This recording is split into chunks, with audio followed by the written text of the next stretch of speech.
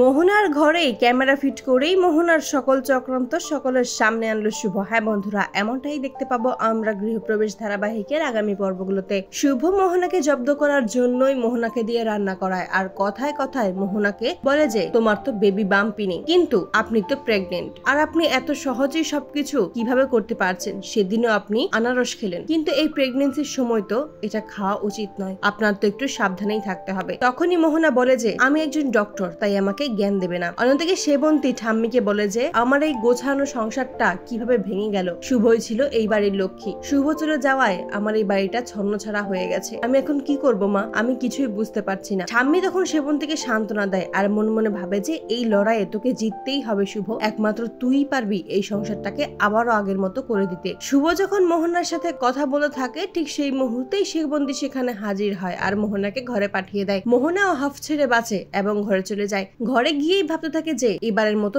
বেঁচে গেছি, আমি আর কখনোই রান্নার কাছেও যাব না। ঠিক তখনই সেখানে ঠাম্মি কেশবকে নিয়ে হাজির হয় আর মনে মনে বলে যে খুব শখ শুভর জায়গায় নেওয়ার, তাই না? এবার আমিও দেখবো তুমি কিভাবে সবটা সামলাতে পারো।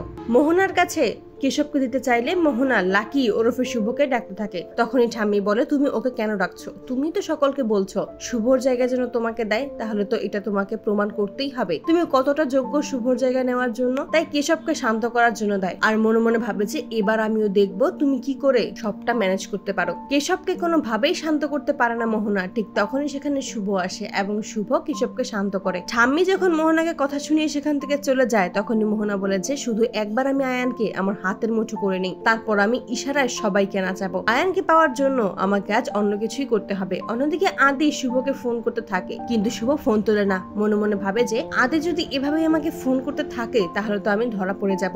আদি যখন নিজের ঘরেই যায় তখনই সেখানে কাউকে দেখতে পায়। আদি মনে করে সেখানে শুভ এসেছে, কিন্তু সেখানে মোহনা সে যে ড্রিঙ্কস নিয়ে বসে থাকে। শুভ মনে করেই আদি মোহনাকে পেছন থেকে জড়িয়ে ধরে। অন্যদিকে মোহনার ঘরে শুভ এসে হাজির হয়, সেখানে মোহনাকে না পেয়ে খুঁজতে থাকে আর আদির ঘরের সামনে এসে থমকে যায়। সেখানেই আদির কথা শুনে বুঝতে পারে যে মোহনা এই ঘরেই আছে, তাই সেই সুযোগেই মোহনার ঘরে প্রবেশ করে এবং সেখানে একটা ক্যামেরা ফিট করে রাখে যেন মোহনার সকল চক্রান্ত জানতে পারে। শুভ খুব ভালোভাবে বুঝতে পারে যে এই মোহনা নিশ্চয়ই কোনো নোংরা উদ্দেশ্যে এই বাড়িতে এসেছে, আদিকে কাছে পেতে চাইছে, তবে সেটা আমাকে আটকাতেই হবে। তাই সেখান থেকে ক্যামেরা ফিট করেই চলে যায়। মোহনা ঘরে এসে যখন একা একাই সবকিছু স্বীকার করে নেয়, তারপরেই যখন সুযোগ বুঝে সেই ক্যামেরা শুভ নেয়, তখনই সকল সত্যি জানতে পারে। তো বন্ধুরা, তোমরা এটাই তো চাও যেন এভাবেই মোহনার ঘরে ক্যামেরা ফিট করেই মোহনার সকল চক্রান্ত সকলের সামনে আনতে পারে শুভ? কমেন্টে জানাও। আর নিয়মিত আপডেট পেতে আমাদের চ্যানেলটি এক্ষুনি সাবস্ক্রাইব করে পাশে থাকো। ধন্যবাদ।